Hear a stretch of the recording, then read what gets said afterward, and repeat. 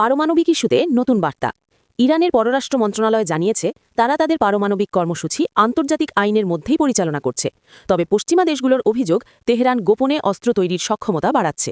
এদিকে যুক্তরাষ্ট্র আবারও কঠোর হুঁশিয়ারি দিয়ে বলেছে ইরান যদি সমঝোতার বাইরে কোনো পদক্ষেপ নেয় তাহলে সব বিকল্প খোলা রয়েছে। বিশ্লেষকরা বলছেন এটি সরাসরি সামরিক বার্তা না হলেও চাপ সৃষ্টির কৌশল।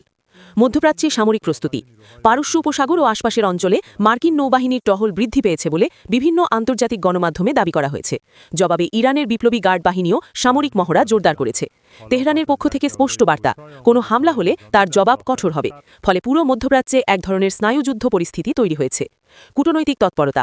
অন্যদিকে উত্তেজনা কমাতে আঞ্চলিক দেশগুলো কূটনৈতিক যোগাযোগ বাড়িয়েছে। বিশেষ করে ওমান মধ্যস্থতার চেষ্টা করছে বলে কূটনৈতিক সূত্রে জানা গেছে।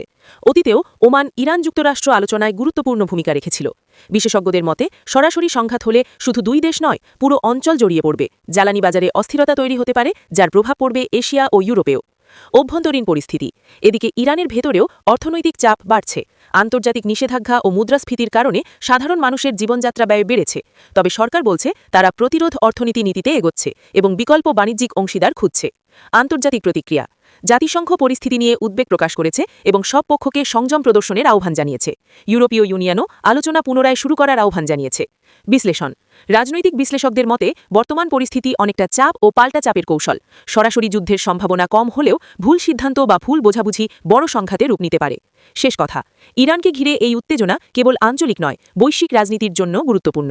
এখন দেখার বিষয় কূটনীতি জয়ী হয় নাকি উত্তেজনা আরও বাড়ে। আপনারা দেখছিলেন আন্তর্জাতিক খবরের বিশেষ প্রতিবেদন। আবারও ফিরব নতুন আপডেট নিয়ে। ধন্যবাদ।